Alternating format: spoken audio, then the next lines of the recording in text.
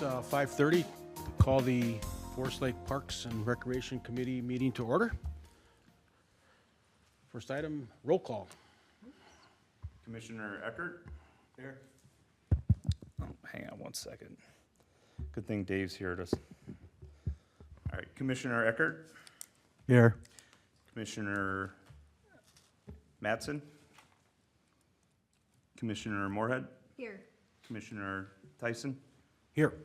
Commissioner Herdina? Here. Commissioner Gary? Here. Commissioner Lundmark? Next item is Pledge of Allegiance.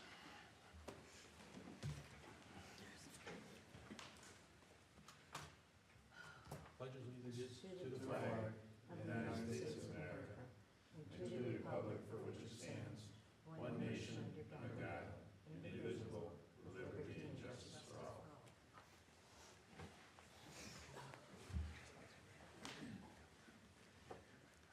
Next item is approve the agenda. Do I have a motion? Tim moves. I second. Sue seconds. All in favor? Aye. Aye. Okay. Chair, if I can just add, commissioners, make sure you tip your microphones down, and then when you do talk, make sure you're talking into them. Yeah, thanks, Kyle. I was going to mention that. Especially if people are trying to watch on YouTube, you can't hear anything if we're not talking into the microphone. It's a little bit awkward when we're looking at the staff, but we'll make it work. All right. Open forum. We've got one speaker, Dane. Yep. And I apologize, I won't try to pronounce your last name. That's okay. Dane Kubicek. Kubicek, okay. So Welcome. I'm here to represent Play Creations. We submitted one of the projects for the Manor Park project. Just wanted to say that I'm a member of the local community. My daughter goes to the Forest Lake schools and we play on the parks all the time. And we'd love to be a part of making them better. As one of the owners, we've decided that because it's local, we would like to give a pretty decent discount on it to get some new product in the ground too. So we are always trying to develop new product and get it out there, add play value to playgrounds, and this is a great opportunity for us to do it. Again, like I said, it's local. We can do the installation. We can monitor it, make sure everything is working properly, and we're close by if there's any, maintenance issues or anything like that. We're able to jump in and take care of it right away. We feel that it also matches the community well, specifically option 2. It has a fish theme to it as well as trees and more nature elements, and it fits the community quite well in our opinion. We would like to be a part of this project, and I just wanted to present that as what we could do. It's something that we feel would be a good value to the community at the price point that we can do it for.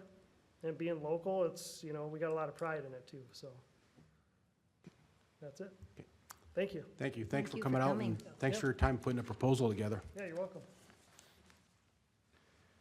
Next item, approve the minutes from our March 19th, 2025 meeting. I would approve the minutes with one exception. Karen was elected to be vice chair, so we don't have 2 chairs. It was just listed as chair. Okay, Karen makes a motion with one revision that, correct that she is vice chair. Second. Second by Tim. All in favor? Aye. Okay. Next item, Hidden Creek South Concept Plan Review. City Planner Ken Roberts and Parks Department will be presenting this item.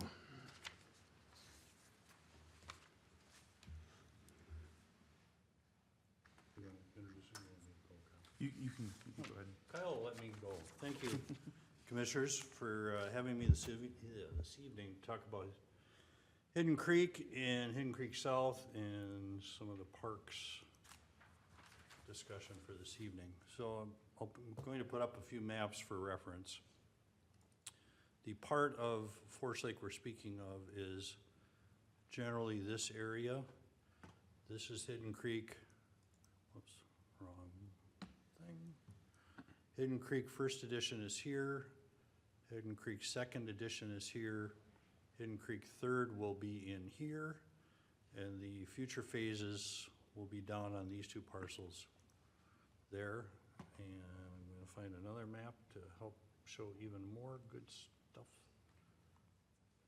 get it off there.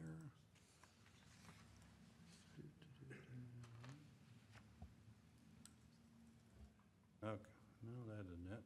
Wrong map. Hang on. I think I know what I'm doing. Yeah, this one I'll show. Oh, that's not it either. That's Kulenkamp. We'll talk about that later. One more. All right, this one. This is the Hidden Creek concept plan that's generated the discussion for Parks and the Parks and Recreation Commission for this evening. Again, Headwaters Parkway is here and has been constructed over to this point now. And then Hidden Creek first goes off to the north. And then second, third, and fourth editions will be over here. This is future phases of Hidden Creek that are being talked about now in the early planning stages. This Hidden Creek subdivisions are part of a larger PUD called Headwaters, the Headwaters development that was approved originally in 2006 by the city. It's a 620 acre PUD. It goes all the way almost over to Highway 61, includes the YMCA, the County Government Center, some of the residential subdivisions, all the way along Headwaters Parkway over to this point. This is just more continuation of that development. The Hidden Creek phases up here were approved for, I believe, 125 lots altogether, residential, single-family homes. These future phases show another 173 single-family homes being proposed. Again, this is at a concept level. It's just to show how streets, lot layouts, and potential park locations could fit in the grand scheme of things. So the important thing for the commission to remember is that concept plan reviews are non-binding, and they're just to provide developers feedback about the concept plan, especially as it relates to the comprehensive plan and the city's plans for development within the city. And again, they don't construe any legal development rights to a developer or applicant. What it does do, though, is gives the Parks Commission, Planning Commission, City Council a chance to see a development plan, high level, first time, provide feedback. And that's why we're here this evening, because there are some park elements in this plan. The Parks and Trails and Lakes Commission reviewed some of this back in 2020 and 2021. And as I understand it, there's a couple of members here that were on the commission at that time. And that isn't the map I want. Oh, hang on. I got another. I have more maps. Here we go. This was a concept plan showing some general park locations from that era, again, 2020, 2021. So again, Headwaters Parkway here, looping through the site. First edition, second edition, much of which is developed very close to what this layout is, if not almost identical. And then one park site was identified here in the red circle, and a second potential park site was identified here. The City Council reviewed that concept plan, this one that I put up back on March 24th of this year, and provided the developer with some comments about some of the lot sizes and the potential of having lots backing up to Headwaters Parkway, such as these, the overall density of the project. And so really focusing on land use zoning, subdivision standards, and not so much about parks. And again, that's the role of the Parks Commission, and of course, that's why we're here this evening. So again, this development is small lots, single-family lots, small lots for single-family homes, lots of either 65 feet in width or down to 50 feet in width. The 65-foot wide lots at 7,500 square feet or 7,000 square feet were approved as part of the Headwaters PUD, and those lots, which are shown in red, are consistent with that, and also consistent with the underlying zoning, which is MXR1.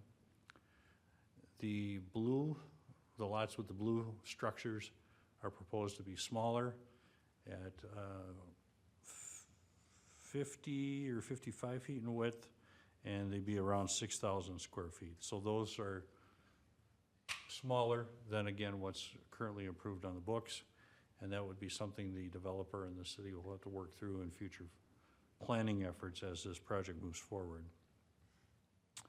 Because of the size of the development, and backing up a little bit, parkland dedication is calculated based on the developable acreage of a site.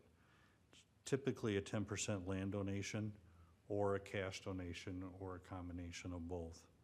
And in this case, it appears that there might be between 40 and 50 developable acres. We haven't done the fine math yet, and as I outlined in the report, that would be a dedication of between 4 and 5 acres. I had written 5 and 6, and I was in error on that. But if there is not land suitable for that, the alternative is for the developer to make a cash donation, and current fee for that is $2,500 per lot. And in the first phases of the development, the city did collect some money for that, towards that, and to be used for developing parks. Couple of things to ponder, and now let me get to another map. We've got another parks map here.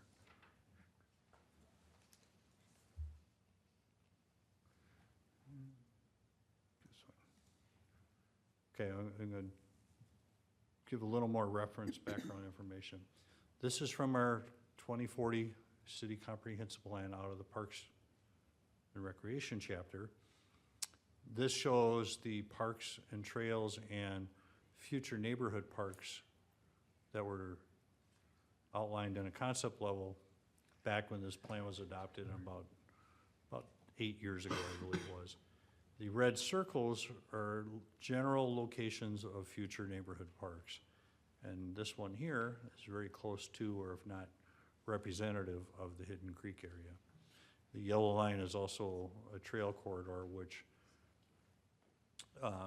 something to keep in mind. This is Headwaters Parkway shown in the general location here going through. So this, again, having parks and potentially more than one park in this area is consistent with the comprehensive plan that's, again, on the books for the city. So here's where we get to the fun part. Excuse me. This, again, is Headwaters Parkway coming in from the east, from the YMCA, past the school, eventually turning south. First edition, again, goes off to the north and west here.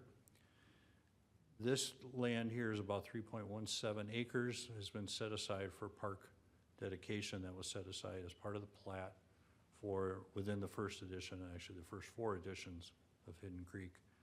Stormwater ponding here, probably stormwater ponding in this area. This line is the dividing line, if you will, between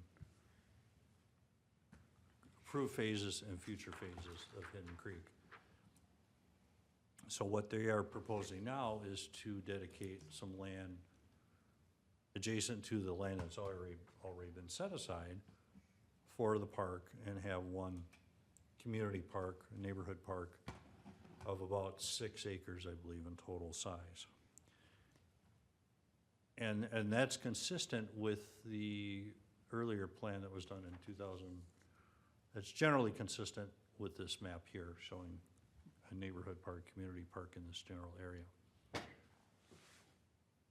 So as a concept, staff is generally okay with that, but we need to point out a few things to think about with this. Headwaters Parkway is designed, it will be a collector street, which will have a higher volume of traffic than a neighborhood street.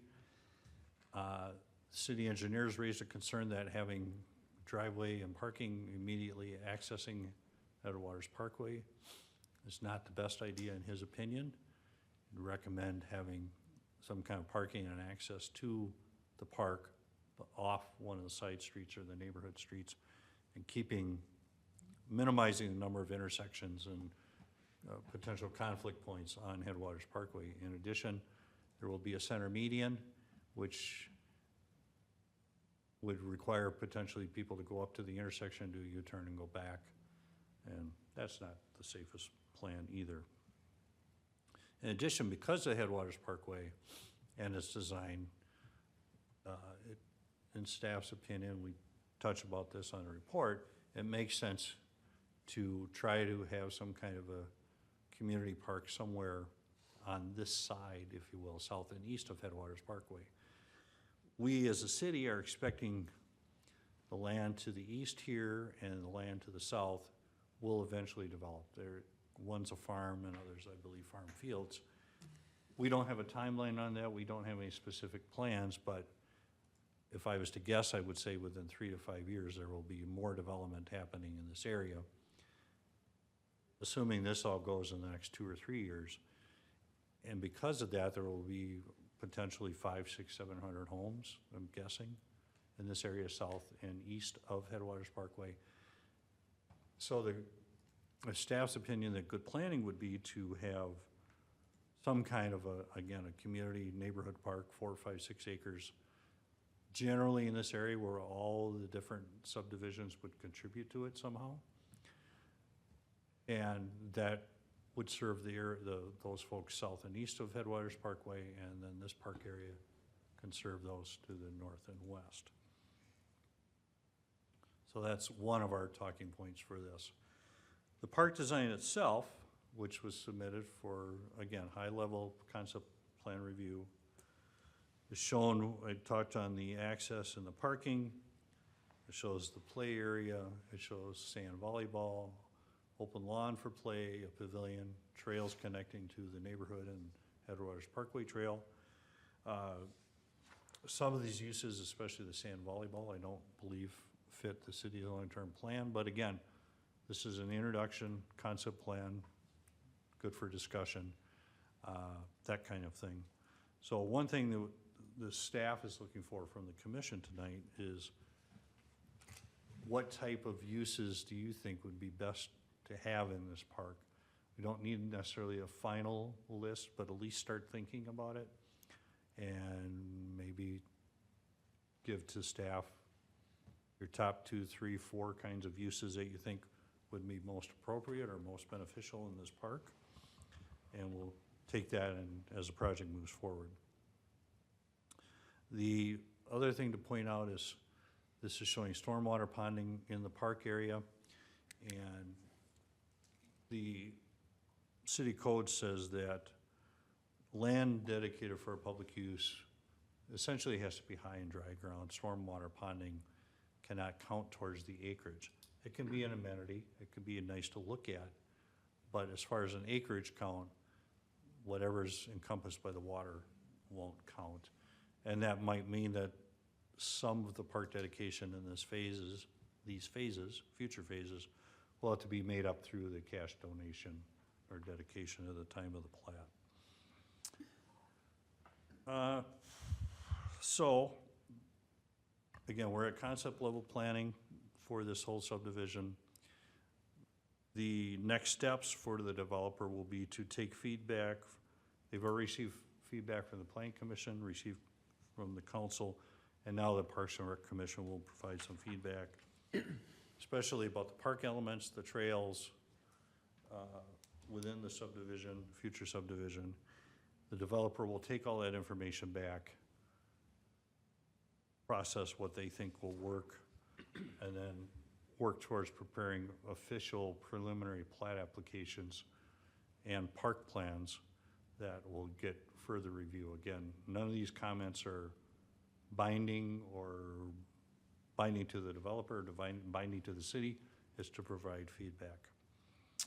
So with that, I will stop. I will take your questions. Otherwise, Mr. Dobbs is here representing the development team. If you have, I'm sure he has a few words he'd like to share with you.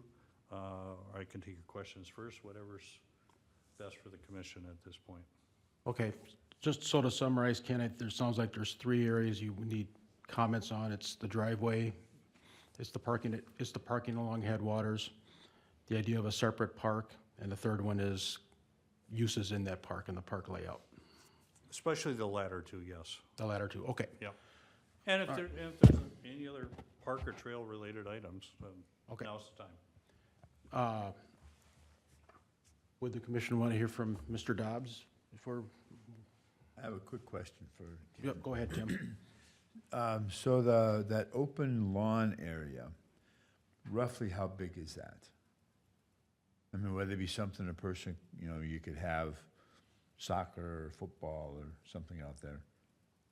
I'm gonna, just eyeballing it, that this whole piece is 3.1 acres, so that might be an acre, acre and a half. Okay, right. Okay. It'd be good to hear the entire thing, I think. Okay. before. Welcome, Mr. Dobbs. Thank you. Ken, can you put the overall concept back up, the green one, please, with the two circles on it? My name's John Dobbs, and I have This one, been John? talking about this parkland and this project back when there used to be a park board back in the day. So I'm really glad you guys are here, because one of the things that went on early, and I sent a memo to the staff, but unfortunately I was really jammed up and I didn't get it here until pretty late, so I don't know if it actually made it to you guys' desk or not. But when we did this originally, we did the project, no, I'm sorry, Ken, the green one that had the upper and lower part, Not the this whole one. whole area basically. What, I'm sorry, John? It was Did the you ever- first one. This one? That one, Yeah. thank you. So when we were doing the original Hidden Creek subdivision, which is the dark streets on that drawing, there's 125 lots is what ended up getting approved. And the Park Commission I came to work for Paul Bergerman in 2020. He had been in front of the Park Board before that, and what we were directed to do was have about a 3-acre park in the center, and our goal back then, from the Planning Commission, from the existing staff at the time, and also from some of the residents when we were at the Park Board meetings, was to try to not only set aside some land, but actually build the park, like now, not 6 years from now, not 20 years from now, do it now. And there was one park meeting that I was at in particular where there was residents, there was pictures of a field with maybe one jungle gym and maybe a teeter-totter in it. And so the dialogue that was going on between the staff and the residents was, we have these parks that are basically just fields and not a lot of activity in them. So out of that, we started to kind of put together this concept. Well, the Hidden Creek project as a whole became somewhat problematic for a variety of reasons that had nothing to do with park. So what I'm here to do is actually try to pick up the dialogue from back then. So the concept that we've shown is just that. We put up volleyball because I was given a list of things that I think was a survey. I think there was a survey done that was for the city of Forest Lake where there were categories of recreational, active or passive uses that were underserved. So we just grabbed a volleyball court. Whether it was a soccer field or whatever it is, we don't really have an opinion about that. Our goal and our ask is actually to get some direction of what the space should be, what the program materials are, and our goal is to build it now, and so my main ask is to see if the park board is on board with that idea. In the second phase, we dedicated $92,500. We're getting ready to dedicate $120,000 in the next phase. Land we've already dedicated is 3.1 acre that Ken pointed out earlier, 3.14, I think. Future phases collectively, without any land, just fees, would be another $462,500 in today's fees. I've been involved with Capstone in a couple of different projects in other parts of the city where we have done just this, built the park right now. And so what we did was we took the idea of how much land and how much money the project was going to generate, and between the park board and the park staff and the development group, figure out, and I don't work for Capstone, I represent the landowners up in Ramsey where we're doing this, but I am actually, I have a degree in landscape architecture from the University of Minnesota, so that's my background. But the idea would be to take the money and some land with guidance from you guys about what programming should be in there, and build it now, either this year or early next, for all of it. So take the money for the future phases, the money that's already existing, and put it into the neighborhood park.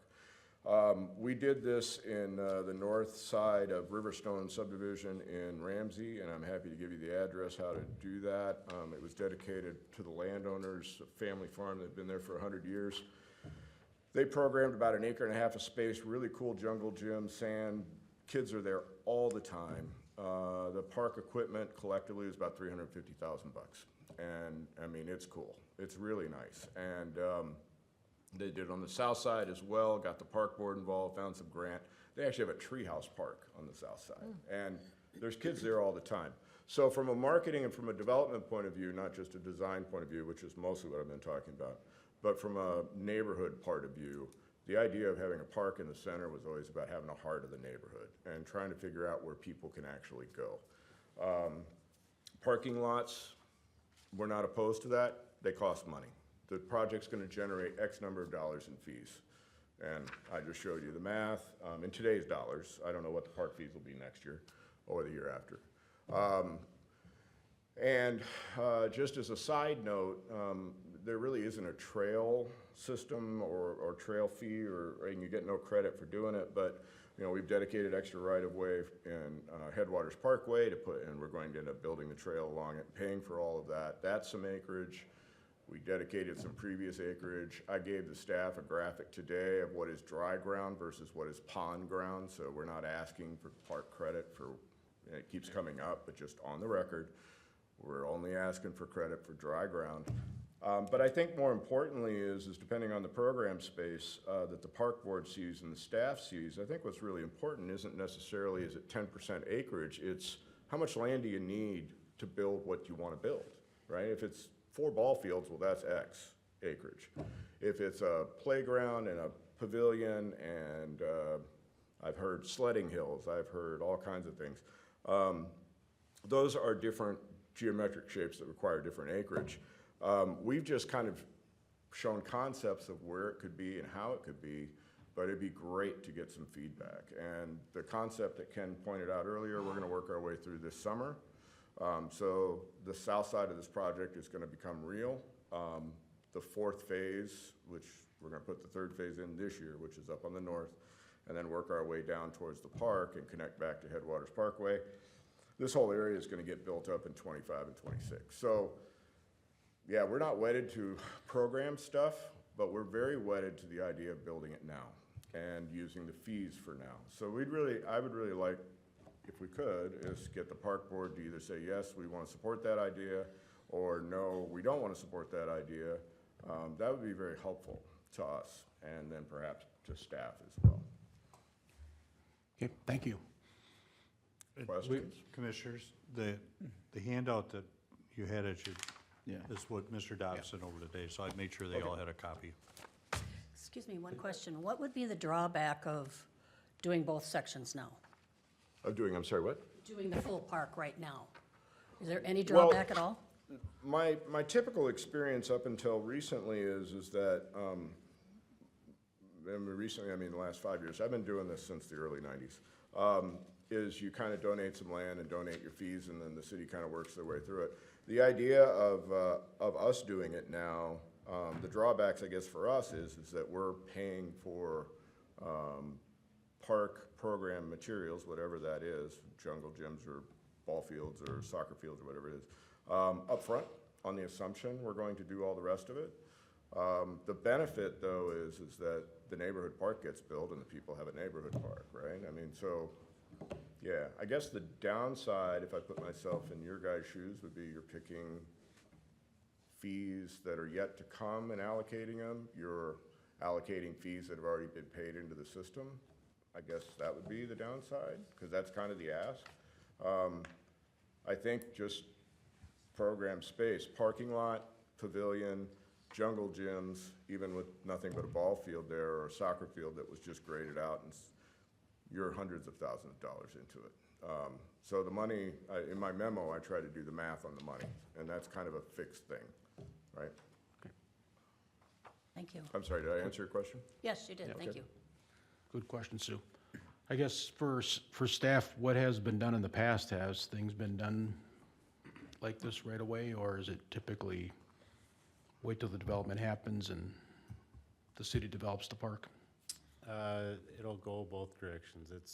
They've had some that get developed with, and then some have held on to the money and then developed, and that's the one thing to remember when they give park dedication money. It doesn't mean that that money has to go into that specific area in that specific park. It goes to the system. So when Mr. Dobbs and Hidden Creek Development gave that money to park dedication, it's not sitting in a bank waiting for him to use it on this park. I mean, it would be the decision of the commission to say we want to use that money, but it's not earmarked for Hidden Creek Park. Karen? I have a question on that because I thought I remembered back when that if indeed that an area needed a park and the developers came in, that the park had to be there, that we couldn't use it over in Bixby or Kulenkamp or something, that the developer came in and wanted to see what he was going to be getting. And so that's new to me. If they don't have to do that, I just assumed and would think legally that if it's for that development, that we'd have to use it for that development. Park dedication goes to the park system for development of the park system. Wow, that was, the only time I heard that was when they didn't need a park in that area, that we could then designate it. Just every day you learn something new. You can take dollars instead of Right. land Right, if you don't want to park in that area. But if you take dollars, that money can go to anything and improvements of capital equipment in the park system. It can't go for maintenance. So if a teeter-totter broke at Cedar Park, we can't take park dedication money and spend it to fix that, but you could take money in one development and pay for something at Belts or pay for something at Lakeside. It's not earmarked, that money coming in is not earmarked for a specific area or project. You're talking about general park fees? Correct. Yeah. You've been here were you here when Paul did Summerfield? No. Okay. Yeah, no, this is an ask. We're asking for the direction to be that.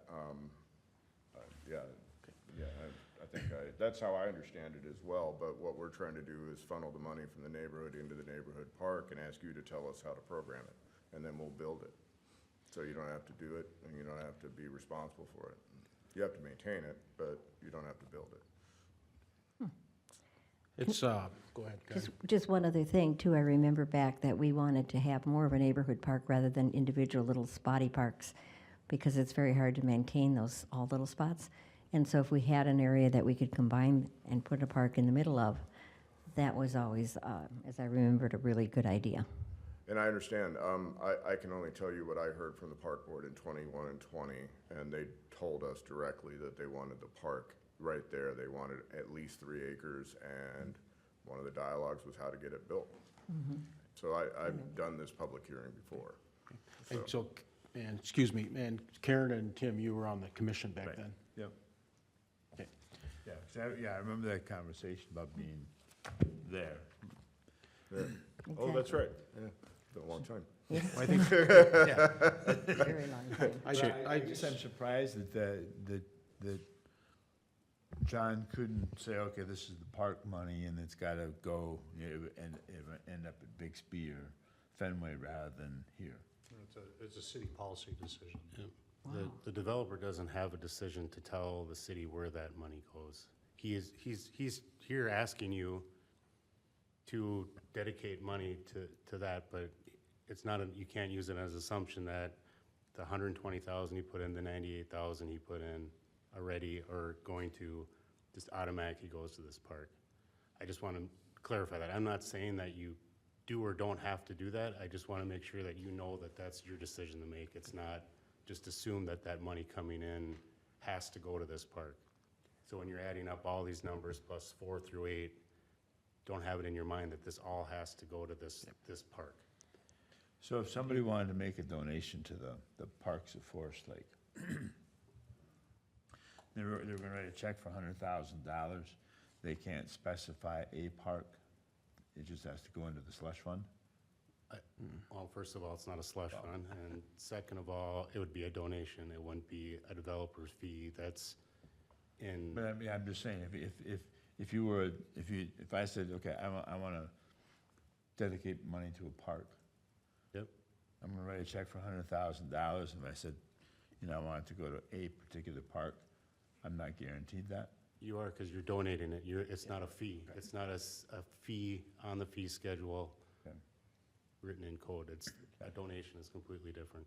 If I can add too, there's consideration of development, right? So when you guys had talked about this maybe 3 years ago, there might not have been prediction of further development coming on. So that conversation, just weigh that in too, is that this was a development over here, and maybe there wasn't a vision of development coming this way. So now you have, and again, this is just to think about, you have multiple phases. You have the busy Headwaters Parkway to consider. So now by putting one large park, that's obviously going to be the attraction. So now you just have to make sure you're vetting out and thinking, now you have more phase potentially. We believe it's going to happen. Do you go to neighborhood parks, or in what you were referencing, Karen, was the difference of a neighborhood park and a community park? A community park is your big Fenway, right?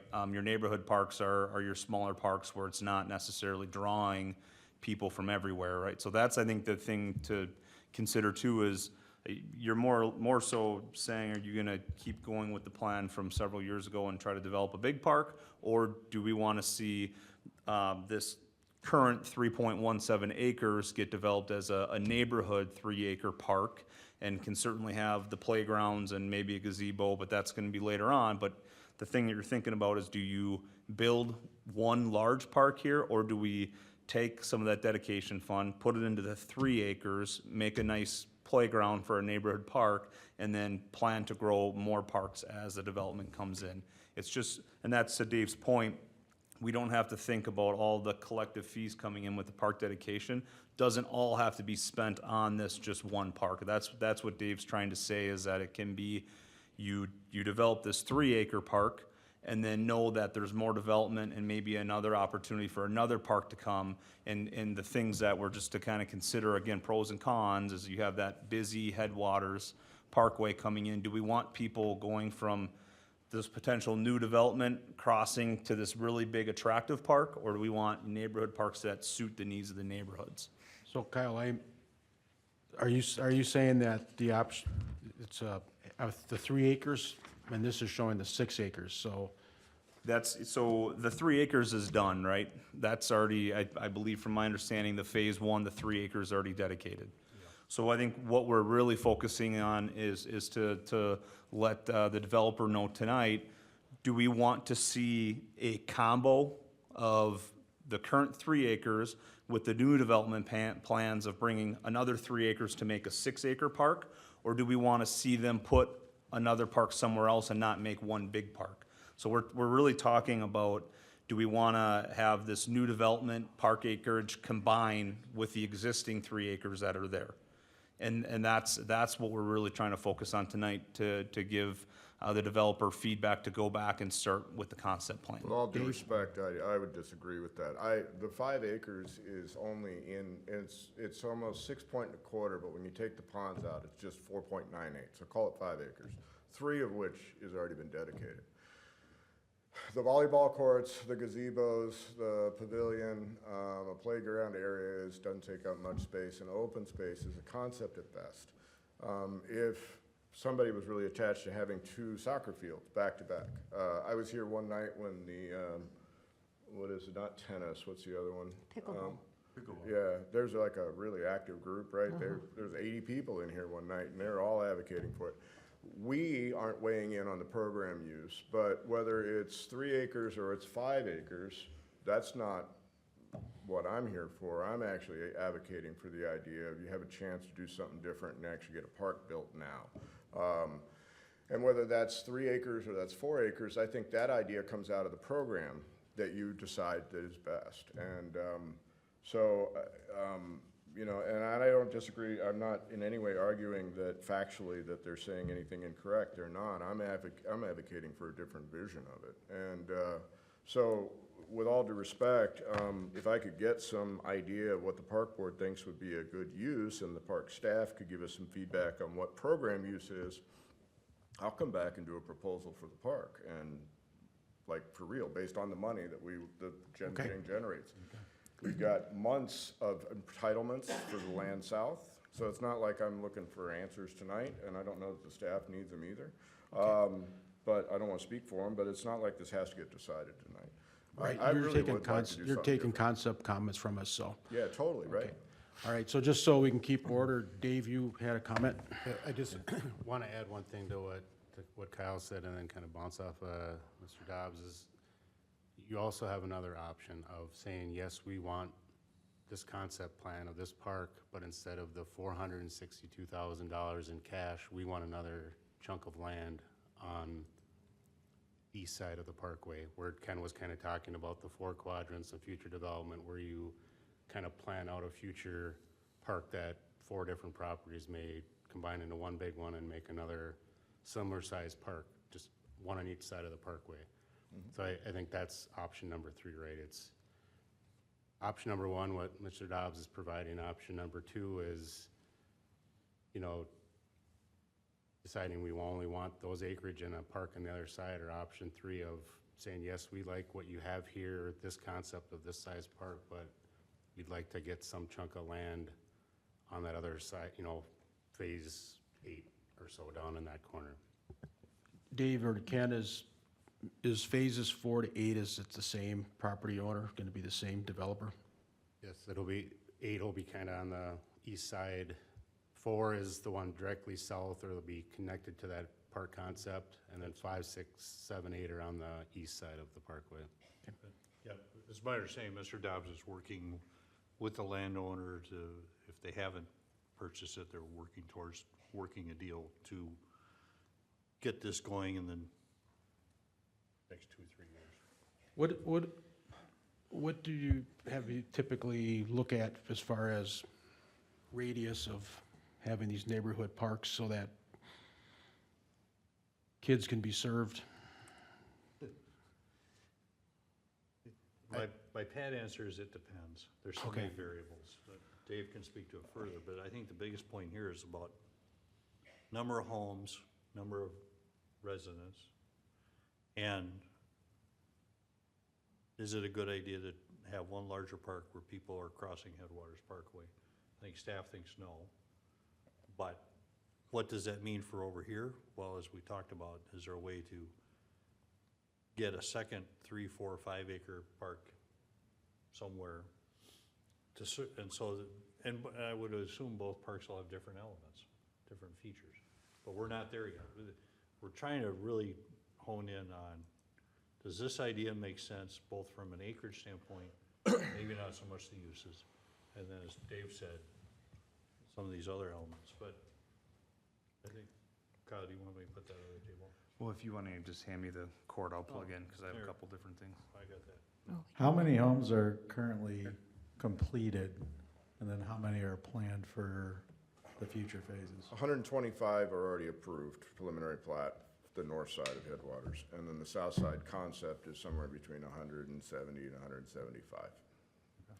And Are any of those occupied currently in the neighborhood? the north I don't know. neighborhood has 30, maybe residents, 40? 30 homes that are probably occupied, I guess, at this point, something like that. Dave, how fast is the design speed of Headwaters? Speed limit? 45? 40-ish? 30? 45. Yeah, so, and we don't even, and nobody, I'm not suggesting, again, I know that concepts, and I learned this when I was in school, I get that when you put pretty pictures on the wall, people kind of focus on the pretty picture. Whether it's 3 acres and 2 acres, or 2 acres and 1.5 acres on the other side, to Dave's point, and city attorney's concerned about safety, city planner's concerned about safety, Ken is as well. So we all are, I mean, whether it's this park or it's on the other side, our main goal is to get feedback and build it now. That's my big ask. I mean, how and where, I'm not really entrenched to. All right, Karen? Well, I kind of agree with 2 things, because I agree that keeping it away from the Headwaters Parkway is probably a good thing to think about. but I'm still in favor of a larger park. Yeah, And to me, I'm that fine makes no either way. sense to put in that, I was just out in that area because I was looking at a house out there. And I just see the potential of, and I call them neighborhood parks. I don't mean a swing and I mean a nice neighborhood park. Maybe not as big as Belts or whatever, but combining a couple of the areas and making it one spot for everybody to go. So I don't know how you put that together, where I want the larger park, but if it can put in an area where it's not so close to the headwaters, I don't know. Aaron, do you What have does a? headwaters connect to? Because in this map, I can't really tell, but is it an option for the city to reduce speed limit coming through that area? Here's, I put the map up. So it starts at 61, goes past the Y and the government center. This is Fenway, there's a roundabout. Eventually, it's gonna go out all the way over to Elmcrest, to the border. The final route, the final design hasn't been decided yet. There may, and this is 190th gets down here. So there'll be some major road connections eventually getting south and west. So maybe to keep to focus, we're talking about whether we want a bigger park or a couple smaller parks. Get commission thoughts on that. Karen certainly just suggested a preference for a bigger park. I don't know I favor the larger. Aaron Part B of the prefers a larger community. park. Well, I guess I have a question for John, is that, in your experience with these developments, are you seeing a trend, or do you see, that it's more successful to have two small parks in a development this size, or is it better to have a big one? My experience has been that good design brings people to everything. Whether it's a bigger park with program spaces that make sense from your guys' point of view and from the staff's point of view for the residents of Forest Lake, or it's a small pocket park, good design and good materials bring people. I'll get you guys the address. You ought to drive out to Ramsey. You drive out to this subdivision, and on the south end, Mark Youngblood, their park director, planner in Ramsey, had this vision. There is literally tree houses and trees that they save. There are kids in this thing all the time. And then the one on the north is the same thing. And so if you throw, and I'm for effect, dramatizing it a bit, but if you put a teeter-totter out there and a swing, that's one thing. If you do a jungle gym with a safe place where, and they've got cool places to play and they can use their imagination, kids will come from all over. So that's been my experience. And whether that's two small pocket parks, and I'm not advocating one big one or two small ones, but good design. I don't think this is a 5 to 6 acre park here that's shown in concept, and you could probably get another 5 to 6 acre park, connecting those dots, so you would have you wouldn't have one massive park, you'd have two really nice sized parks. And the one thing I always remember, you're never gonna get land back. So if you make this decision, say, we wanna take the cash and this, and we walk away from that, which you can completely do, but you cannot ever get land back. Once land goes away, you're never gonna get parkland. So something always to weigh out of, and it's tough, right? You have to think about the future. You have to think about the next 400 homes that are gonna be going around this whole area, and think of where are two good spots for parks. Obviously, I wouldn't think that this one park is gonna serve 700 homes, right? When you add it all together. So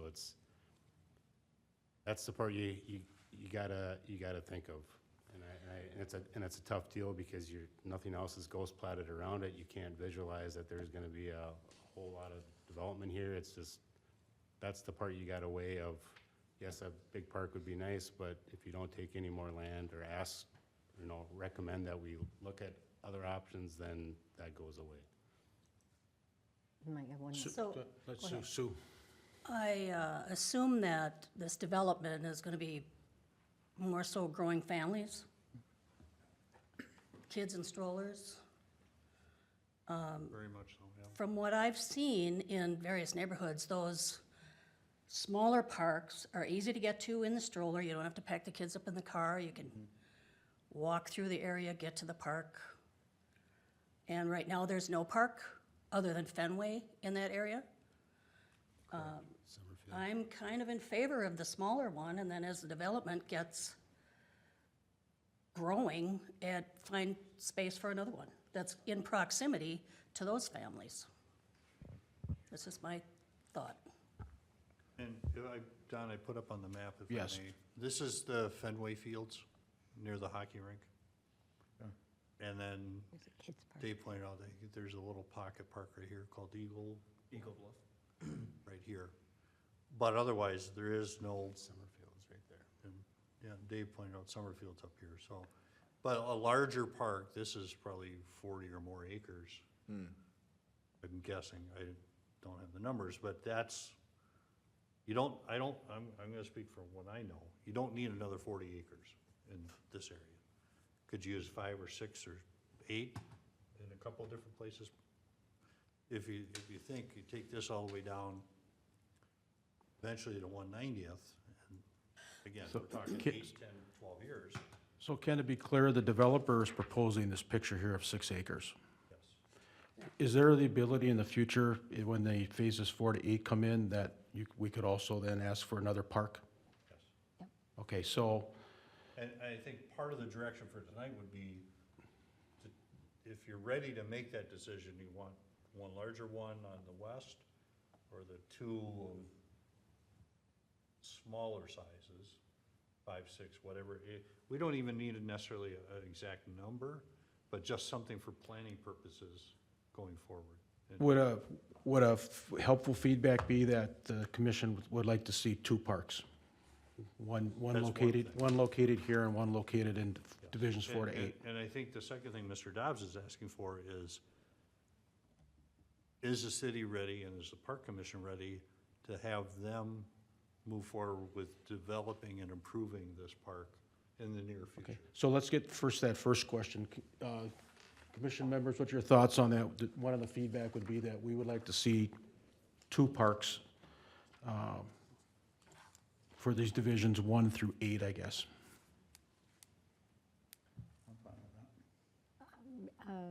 Yeah, I would see, say when you said building one pocket though, park, right? that's what confused me before, because I was thinking a pocket park next to a neighborhood park, next to a community park.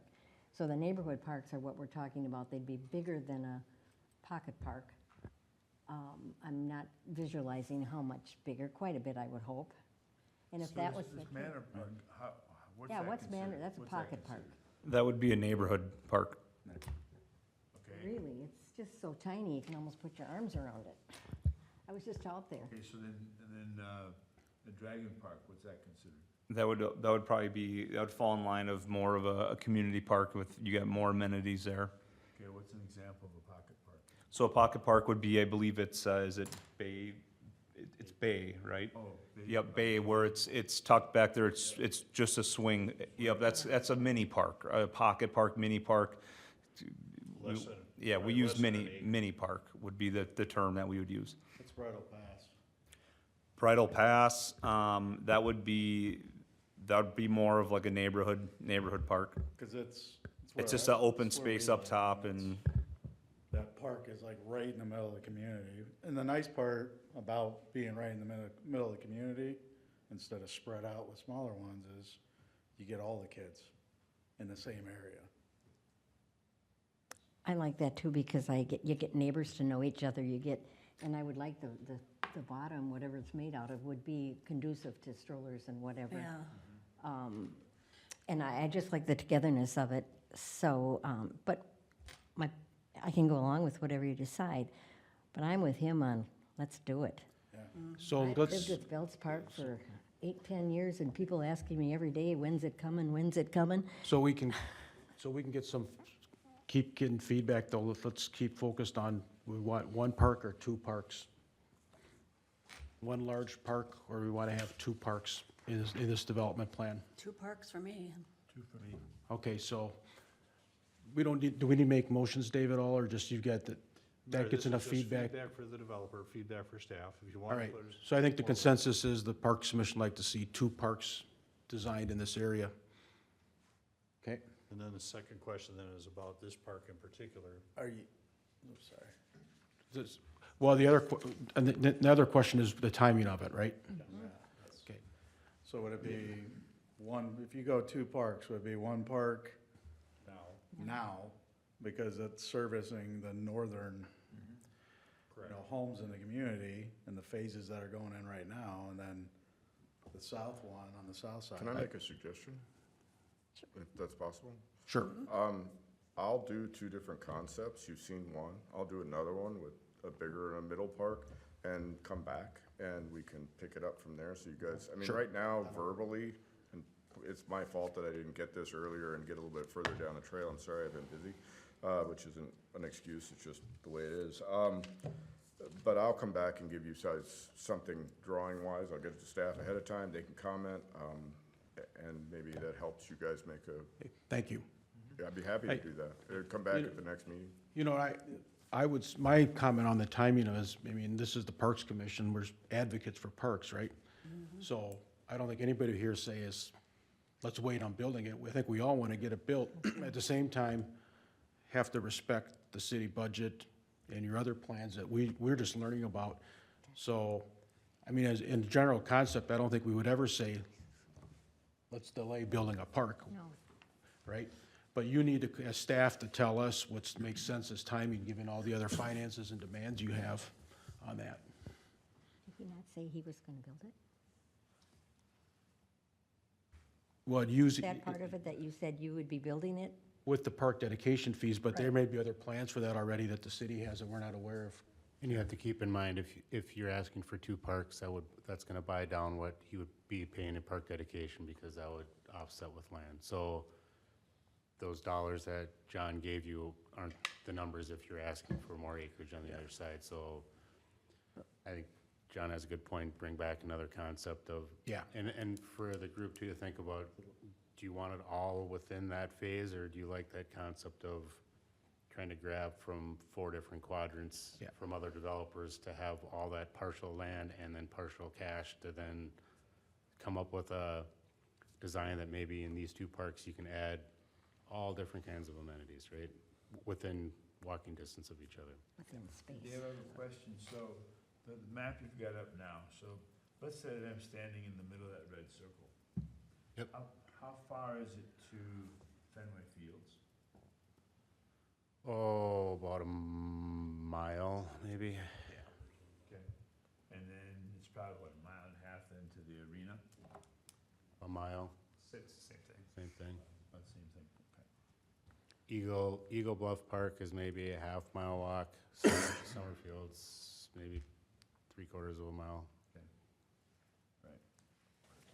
Okay, so And for- appreciate, Are there sidewalks, like if you would Yep. you be able to take sidewalks in all the way? They're all connected by sidewalks and/or trails. It's all pedestrian connected all the way through that neighborhood to the north. So I mean, if it's a neighborhood park, a majority of your traffic should be people walking, correct? Your- Mostly, sure. Should be. So as And- far as the and- parking Put in being pic- right off of, Unless you put in pickleball courts, then you know people are gonna drive to it. But And that's a whole Miles. nother, that's a whole nother thing to consider. If you make it a big community park, then you do have to think about parking. You have to think about access of all people coming from everywhere. So you're in that weird spot that you want a nice sized park and have amenities, but you almost don't want to try to draw the entire city there with some crazy want it stuff. too You know, nice. it's, and if you do, then you're gonna have to say, okay, well, if there's 50 cars parked here, where are they gonna park? They can't park on Hutter Waters Parkway. Are they gonna park in the neighborhoods? And it's all those things that kind of domino as you think about stuff. And I wasn't thinking, of a lakeside or a Belts or anything, but bigger than a pocket park, by sure. And if you're using Manor as a neighborhood park, bigger than that one, bigger than that neighborhood one, it's so small. But, yeah, I'm just hoping that when he comes back, you'll have a design that's big enough for a variety of an area to come to, but not one that's gonna draw pickleball people. So somewhere in between them, I don't know if that's possible, but, and I'm not one, I'm a fiscal responsible person, but I'm not one saying we can't do this now because we might have to do something later. I want to make sure that we're doing the best that we can now, and then we will handle the next, rather than say, well, we might not have that, so maybe we shouldn't do this. No, I don't like that. I think that's great direction. I think the commission favoring 2 parks, give John a chance to come back with some kind of concept, staff to kind of work on that idea of maybe a quadrant kind of park. We don't really have to think about amenities right now. I think that's the biggest hurdle that you guys provided us was we kind of want 2 parks kind of this size. Is that kind of the general idea of 2 Yes. Yes. parks, 5 Yes. to 6 acres in size, and then figure out amenities and how that all works? Thank you, Dave. Yep. Appreciate John, Mr. Dobbs too, you coming back with something, and also, if you could get the address of the park that you mentioned, I will. we'll go look at that, and Yep. I I'll go agree get with some you that Pictures and stuff too. quality parks will bring people. Absolutely. So appreciate your effort towards that. Yeah. Okay. No, All we're right. excited. Staff's got enough direction? Okay. Thank you. See you soon. Look forward to it. Look forward to it.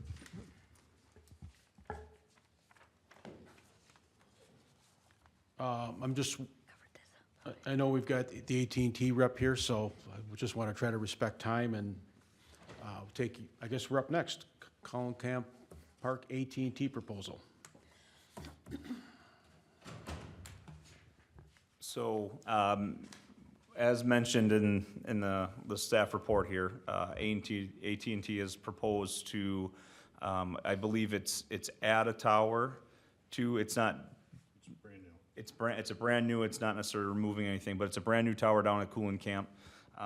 Right now, it's really just more so asking this commission is, are you willing to consider this tower being in Kulenkamp Park? We don't, there was some designs and examples in the staff report. We're not necessarily looking to say it's gonna go here or it's gonna go there. It's just, is this commission okay with the conversation around the tower being added to Kulenkamp? And just kind of weighing out some pros and cons there. So really, that's it. There, Brian's here to answer any questions that we might have just right off the top. But again, it's just to give direction that this commission is willing to entertain conversations of a tower coming to that park. And then do they pay a fee? Yes, there would be at least, I don't know if it's really a negotiation, but it would definitely be a discussion of looking at the going rates for that, but there would be lease discussions that would take place further down the road. Kyle, for the audience that's probably gonna watch, that are watching this, could you put, I know there was a visual of what it would look like. You want me to drive now? You got it? I mean, Brian did provide a couple images of the site plan concept, again, of where it could go. Did provide some visuals of what it may look like from ground level too. And does the Parks Commission know where Kulenkamp Park is? yes. Yes. I- Okay. I know some of the members are new, and I just Yeah, didn't want it's to assume hidden, anything. kind of hidden. And I think in is this just a- day and age, these cell phone towers are just almost ubiquitous to the urban structure. I mean, this is, And this tower would be at maximum 100 feet tall. okay. I have no problem with it. If I lived out there, I'd be praying for it. So I guess what you're looking for is from the commission, a recommendation to the city council? Or or comments? I think more just general support or not. Okay. If it's going to move forward, the next steps will be go to the council, again, for preliminary idea, feedback. If the council looks supportive, then the applicant would have to go through the formal zoning review, submit applications and site plans and all that. We didn't want them to get too far down the road if everybody was gonna say, oh, hell no, we don't want it. Appreciate that. It is right next to also the fire siren. It's right there. Correct, yeah, there's currently the siren already down at Kulenkamp.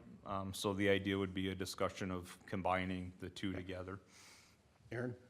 What were the improvements that residents had suggested for that park?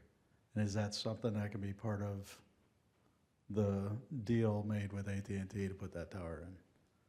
If you're asking, as far as the Improvement? benefit of coming down there, yeah, that would be a discussion to have during that process of, Okay. we would discuss what are some opportunities down at the park? You would look at maybe park users, who's down there already, you know, as far as what could benefit park users down there. Okay. So I is just recall any- seeing in the notes from the thumb drive that we had that there were some resident suggestions for improvement of that park. And that would all be Wonder if discussed, that could be one of those, check the box, get that done. certainly. So does any member have any strong opposition to a tower going there? No, I'm in support of it. Okay. Me too. I have Alright. AT&T, so. You want to hear from the applicant? Tower better. You got it on. Where is the applicant? Can we get a credit on our monthly bill? Thank you. So, the consensus, general support. Correct. Thank you. Would you have any Unanimous. recommendations or concerns of coloring or trying to Camouflage. camouflage it, or do you have no recommendation at all, just No. you're fine with it being there? It's a pretty open park. I mean, it's where people go there to play baseball or kickball or whatever. I don't think that's gonna be an eyesore that, I just assume that, like, it's way too far away from the field, and that's another thing, they kind of have it nice and tucked back out of the actual players. I just know the council will probably ask if you had any issues with the color of the pole or it standing up, so then at least I can report no. No. Thank you. That's red, white, and blue would be cute. I was involved with one in the St. Croix Valley, and it actually, because it was gonna be in the forest, it looks like a pine tree, and I've had people stand 20 feet from it, and they can't tell it's a tower. It's unbelievable what you can do, and this was in Afton. But Which they don't this is, allow. where this is located, Dave, great question, but everybody's in this day and age is so used to these towers, and it's a public safety issue, so. Okay. Good, thank you. Next item, thank you. Thanks, Brian. Next item is concessions operations agreement. So in the staff report, we just talk about, we have an agreement with FLA on the use of Fenway Fields. And within that, the general agreement there is FLA does provide concessions out at Fenway Fields. And within their agreement, it talks about a concessions agreement as a separate than field use. We haven't had, I think that was recommended within the last 2 years to have the concession agreement, but there hasn't been one. So this is just a pretty straightforward agreement. FLA has read through. They've agreed to the terms, and are in support of it. It's just a pretty cut and dry, whose responsibilities are what. And just clarifies the payment for the use. And again, FLA they've read through it, they've agreed to it, they're ready for it to be signed off by city council. So just looking for, you know, a recommendation from commission. Any questions, or somebody want to make a motion that we recommend city council approval? Tim moves it, Karen seconds. All in favor? Aye. Okay. Well, we finally got to the fun item, No, it's not too many We're there. choices. playground equipment. Dave and Kyle again. This was 203 pages of our agenda, and I know we all went through it very carefully. Crazy. And then we got so confused, we went back and threw it again, got more confused. So, joking aside, this is an important project, so appreciate you, Dave, walking us through what commission needs, the input we need to give you tonight. Yep, just a little background. If you've looked through your thumb drives, that 10-year CIP was developed in between when the park commission no longer existed in between now. And what staff did is basically at a bare level just said, okay, we should replace parks or playground equipment every 25 years. Excuse me. So that, just for your reference, that's how these parks are kind of slotted on that 10-year CIP. It's not, or it's in there at certain years for those reasons. And that's why Manor Park came up in 2025, because it was installed in 2000.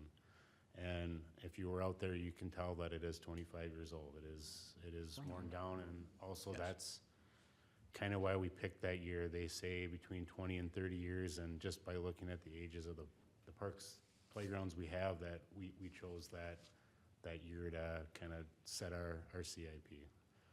Just a little background on that.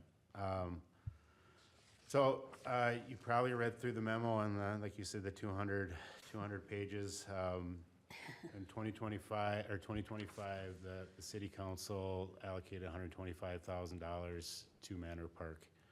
I kind of broke down, starting at 125, and broke down what the city would like to do for amenities and what we can take care of to do everything except for the playground equipment. So it included all the removals, adding a new border, installing drain tile, installation of new fabric and rubber mulch. New rubber mulch is about $70,000. We have found a distributor that recycles rubber mulch, that takes them from old playgrounds and will install in new ones. They're perfectly fine. It's just people that maybe went from rubber mulch to poured-in-place mulch. So it's the same, but we see about a $20,000 to $30,000 savings on that.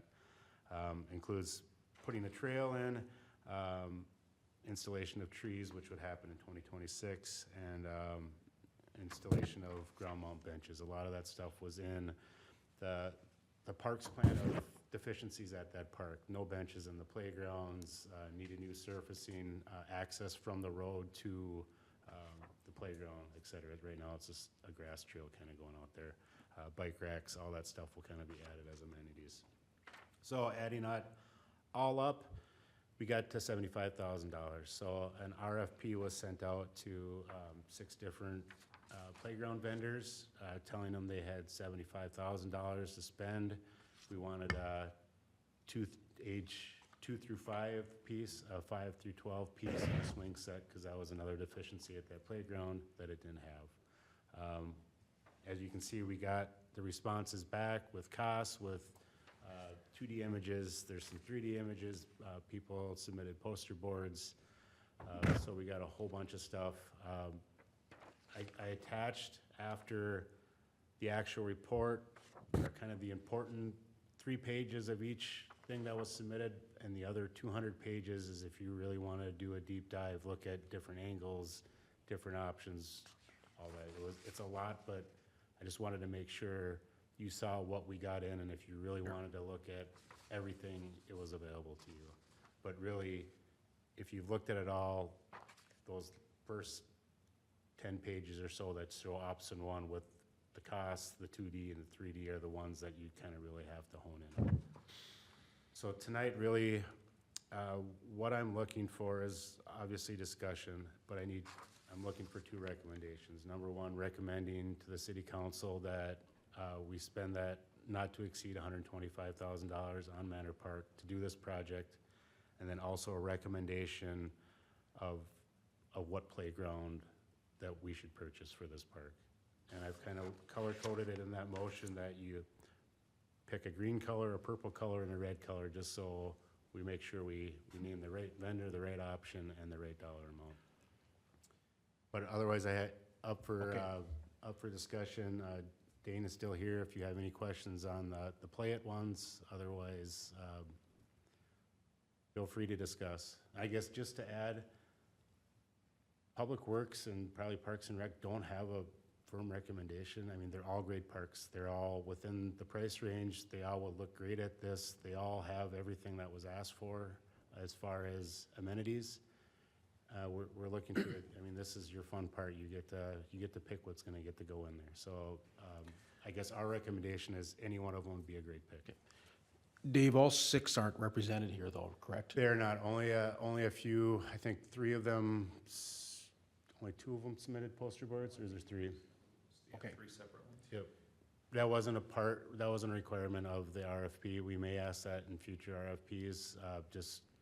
Some just asked if we wanted that, and we're not gonna turn them down if they wanted to make a bigger size one up. Just the fact that Mr. Kubitschek spoke earlier and has sat here for an hour and a half, just about, I'd be okay if he wanted to give an overview of what especially the fish option, Right here. and tell us talk about it. If the rest of the commission members okay with that? I love I'm this good one. with it. I could, This is option, this is the fish. it's not on a poster board, but it was. Yeah, so I'll let Brady here, he can explain some too. But for us, the fish option is really nice because like I mentioned before, it's a lot of new product for us as a company. It's stuff, we've built a lot of similar items, but it's some new product that we're trying to get out there in the market. And like I said before, as a local, it gives us the opportunity to get it built for a lower cost, then go out and monitor it, make sure that everything is performing to the standards that we wanted it to. And it's unique in the fact that it is nature themed and it's a fish, you know, Forest Lake has got lakes and parks and trees everywhere. This kind of ties into it. I was involved separately too in the Lakeside Park project back at a former company. And it's similar to that in that it's nature themed and, you know, it's a good fit to the community. The other options are really good too. This one, we just wanted to push a little bit harder because of that fish aspect. It is a new product. It's a little bit more modern. It's kind of a geometric shape. You can see in the renderings if you have access to those on there. Yes, we do. It's- Thank it's you. a little bit more of a modern look to it than some of the other stuff that we've seen.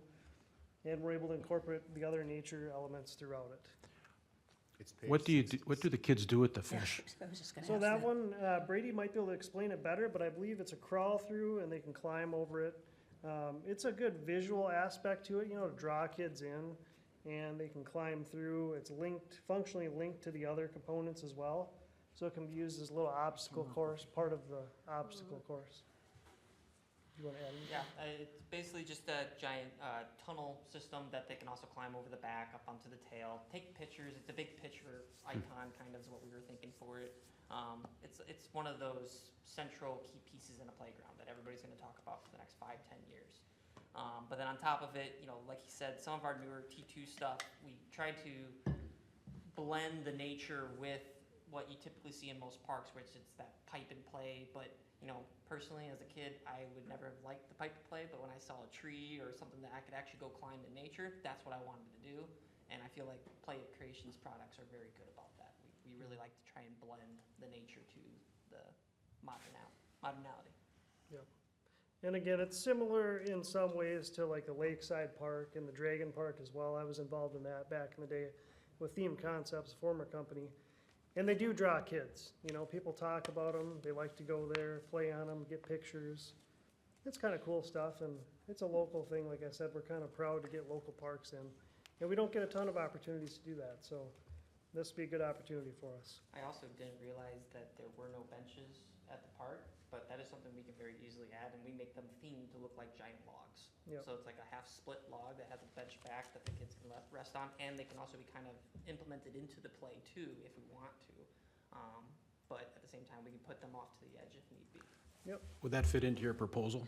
Yeah, right now, if you look at the circle, there are these like little square rectangles up in the top left, bottom left, and far Yes. right corner. Those are play panels, and those are just kind of meant for any kid to just come up and start interacting with them. They're ideally mechanical, but I could easily swap those out and put a bench in those places, because those are a really good spot for parents to kind of be able to see the whole park from those points. Dave, would Public Works be putting any typical parks benches out there, like outside the play area? We would put them inside the play area.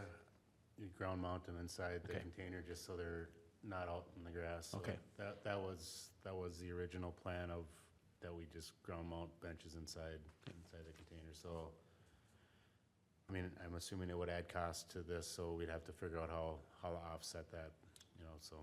We could It's- check. I know the activity panels have a considerable cost to them as well, and those ones, the benches, we do fully in-house. They're another themed product. They're the GFRC item.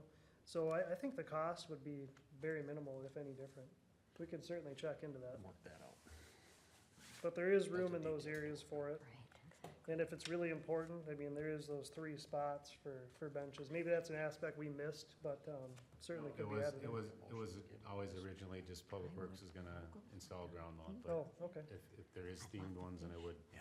if this is the one they would like to go with, I mean, that's something we could also discuss offline too. Sure, yeah, and if you need, we can provide some concept images of the log benches. We've got plenty of those, so. Good. Yeah. But Karen? overall, we just feel it's a really cool park and it fits the community well. Yeah, no, thank you for your time in this. For sure. And- Any other questions or? Karen, do you have? No, before you came, I was in love with the fish. Oh, good. We had 17 pictures of all these things, and of course, Yeah. they're all nice. But what I liked about that was, were you working with theme concepts with the Dragon Park? I was, See, yeah. that was a huge different thing. Yeah. And those people were so wonderful to work for. So if you worked for them and they didn't fire you, that's a good sign. There you But besides that, I liked the way that it's spread out. You know, some of these play areas, you're all on that one thing, and I would get pretty tired if I didn't like the kid on the other side of that thing. But here you spread out. Let's see, I had another, local. I'm a shop local person. I love that concept. Yeah. And the only problem when you came up the very end there, I love those little square things, because I know kids like to go over and monkey with them. But the one bench over, do we need 2 benches? We can work out the details. Yeah. To me, the idea today is that you're here, you're local, we've seen work that you've done before in another company. Yep. We've got something brand new to offer, so that's my thought on it. Great Yeah, comments. I do got a question. Aaron, question? So when we're looking at these, so for example, the option 3 for Play It, I like that design better, but it doesn't have the fish, but the fish is, when I'm looking at the line items, is a $10,000 addition. Because he's so cute. So I mean, is that like an option to say, hey, yeah, 3, but we would like to have the fish somewhere there as an added line item? I mean, for us, it certainly is. I mean, the fish is probably one of the items that we reduce the price on the most because we want to get it out there. Like, I'll be open with you. We want to get these new products out there, and this is a great opportunity to cover a lot of that cost for us, as well as get something out there for a lower cost. You know, if we put the retail price on all this, it would not be in the budget of what we were asked for. But option 3 certainly has a more spread out design. I think we played around with that a little bit. We could fit it, but we'd have to remove the far bottom left tower that has the monkey bars on it. Yeah, That would be the so- only space to fit it, but that was also trying to match your guys' original square footage requirement or the hex design of the playground. So if you wanted to increase the size of the playground just a little bit, but that's also more surfacing as well in terms of cost. We could very easily fit it into the option. It would definitely increase the price a bit, but it was hard to fit it in there without removing some of the other key play pieces. Yeah, I think we ran into a little bit of a space issue on the outer edge there. We were trying to keep it within the square footage. And it was, I don't remember how much it was over, but it was a little bit over. So that's not a huge deal as far as the costs go for Yep. adding that. I mean, it could certainly be put in this area to replace that system and still be linked into the other items. These are like balance things. Tim or Sue, do you have any comments, questions? I'm good with either option, or the fish option. I like the fish option. There's no slide there though, right? Not off of the fish itself. Is there not a but slide? I Not that believe there that's is a real big slide. deal, but, That's why I like the 3, yeah. because it, just kids walking up to a park They looks always- like more to go to. Yeah, Oh yeah, we can definitely add, like, take one of the climbers out, swap. Yeah. We can take multiple climbers out and put 2 slides in there if you really want to. Slides are a little bit cheaper actually for us to throw Climbers in. and- It's just, climbers and personally, I one thought climb, one slides climber. don't offer tons of play value because it's usually only one kid can go down at a time, whereas some of our climbers, you have multiple kids usually climbing at the time. But we can easily swap them in there. maybe that would be an idea, and One then keep the climber. fish. One climber and one thing here. One slide, one climber, and one fish. So, Dave and Kyle, I think what we're hearing is gravitating to option 2 with, I apologize, with Play It, but substitute a climber, substitute a slide for a climber. Another potential option too is, depends on how I work it, because I'm the designer, but I could potentially fit a slide off the back of the fish, which makes the fish both a tunnel and also the reason to climb on top of the fish to go down the slide. It'd be a pretty low slide. It'd be a very low slide. I It'd be a think the- toddler-friendly slide is what it would I think I think everybody likes the uniqueness of the fish, especially you mentioned that people take pictures in front of it, and Yeah. let's not, Let's not make it a fish that has a disease. Yeah, right? We'll keep it a nice, healthy Minnesota fish. No worms. Well, just to say too, everything we build is custom, like we don't, these companies make a nice product too, but everything we build is kinda unique, so we are Yeah. able to change it pretty Yeah. easily. The pipe and play stuff is a little more standard for us, but it's still customizable, so if there's any suggestions for changes, we're more than happy to, revise the drawings and see what else fits in there to make it a better Okay. fit for the community. And one final thing I forgot to mention, one of those play panels is actually a scavenger hunt, and there are little critters and crawlers that we hide all around the playground for the kids to go and find. Oh. Kinda like the really? Lakeside Park, if you've seen, they've Yeah. got the scavenger hunt and there's different critters. So, members, so would somebody like to make the first motion of, and I'm trying to pull that up, is,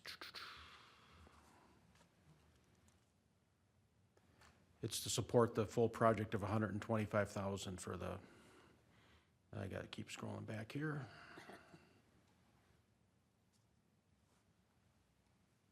Okay. We need a first motion for the city council to approve the Manor Park project not to exceed the 2025 funded amount of $125,000. Somebody like to make that motion? Tim, Aaron. I'll second. Aaron second. All in favor? Aye. Okay, the next would be recommendation, city council approve purchasing option two from With the fish. Play It with the addition of a slide. I'd make that motion. I'll second. Okay, all in favor? Aye. If we can amend that motion to say not to exceed $75,000. Yeah, I wondered when he said the 125, Yeah. well, you'll figure it out. So let's, should we just make a new motion, just be easiest, okay, a new, same motion and add not to exceed 75,000? Yep. Okay, with Tim making it and Aaron second? Second. Okay. All right, all in favor? Aye. Aye.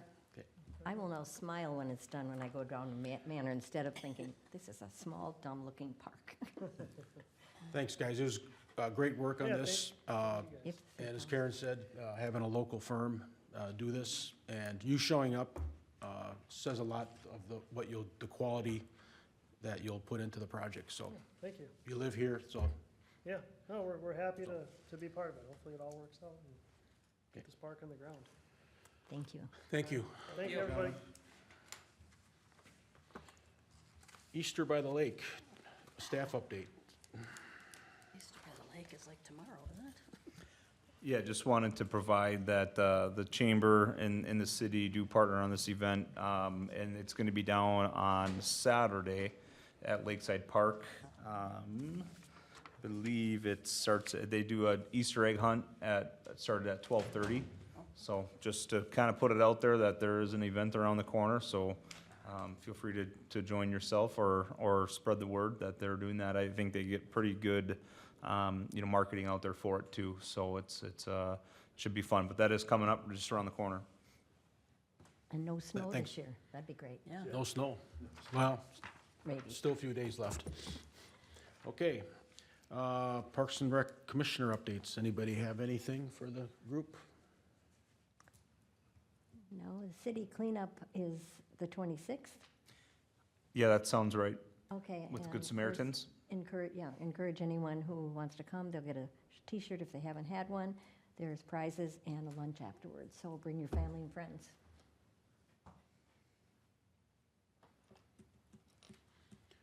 Anything else for Dave or Kyle? All right, For me, no. somebody want to make a motion to adjourn? So moved. Tim? I'll second. Aaron second? All in favor? Aye. Aye. All right, thank you. You do such a good job.